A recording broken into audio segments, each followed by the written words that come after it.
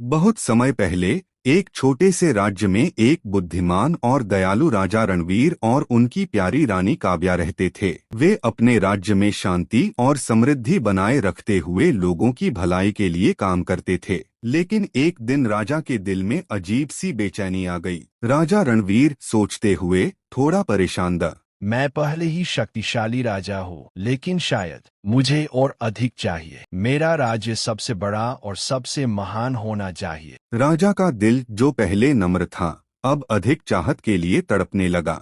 उसे लगता था कि अगर उसका राज्य और भी बड़ा हो तो उसे विश्व भर में प्रसिद्धि मिलेगी।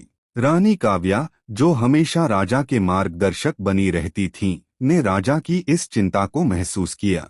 एक दिन रानी ने देखा कि राजा अपने महल की खिड़की से दूर कहीं गहरे विचारों में खोए हुए थे। रानी काव्या शांत और समझदारी से, प्रिय, मैं आपकी इच्छाओं को समझती हूँ, लेकिन याद रखें, सच्ची शक्ति जमीन को जीतने से नहीं, बल्कि उन लोगों की देखभाल करने से आती है जिनका आप राज्य करते हैं। एक राजा वही होता है जो अपनी प्रजा के भले के लिए काम करता है, न कि सिर्फ अपनी महिमा के लिए। लेकिन राजा रणवीर अपनी इच्छाओं के मद में रानी की बातों को अनसुना कर दिया। युद्ध की तैयारी की आवाज, दूर से सैनिकों के कदमों की आवाज। राजा रणवीर रानी की सलाह को न मानते हुए अपने राज्य की सीमाओं को बढ़ाने का संकल्प लेता है। उसने युद्ध की घोषणा कर दी।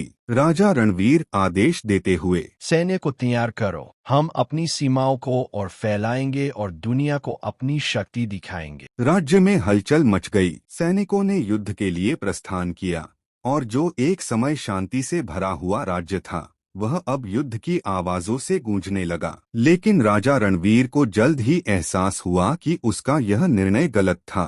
फिर पछतावे की आवाज। जैसे जैसे युद्ध बढ़ता गया, राजा रणवीर ने देखा कि इसके परिणाम राज्य और जनता के लिए कितने भयंकर हैं। लोग पीड़ित हो रहे थे और जो उसने सोचा था वह अब उसकी आत्मा को व्यथित कर रहा था। राजा रणवीर पछताते हुए हल्के से, क्या किया मैंने अपनी शक्ति की खोज में अपनी प्रजा को दुख पहुंचाया। यह तो वह नहीं है जो एक सच्चा राजा करता है। राजा रणवीर ने युद्ध रोक दिया और अपने महल लौट आया। उसने अपनी रानी काव्या के सामने माफी मांगी। राजा रणवीर ईमानदारी से माफी मांगते हुए, रानी, मैं गलत था, आप सही थी। सच्ची महानता लोगों की सेवा में होती है, न कि शक्ति की खोज में। रानी काव्या सहायक और समझाने वाले स्वर में, प्रिय, खुद पर कड़ी नजर मत डालिए। सबसे बड़ी ताकत हमारे गलतियों से सीखने में है। हम दोनों मिलकर राज्य को फिर से सशक्त बना सकते हैं। उस दिन के बाद राजा रणवीर और रानी काव्या ने मिलकर राज्य में शांति और समृद्धि वापस लाने का संकल्प लिया। उनका नाम हमेशा अच्छे कार्यों और लोगों के भले के लिए लिया जाता था।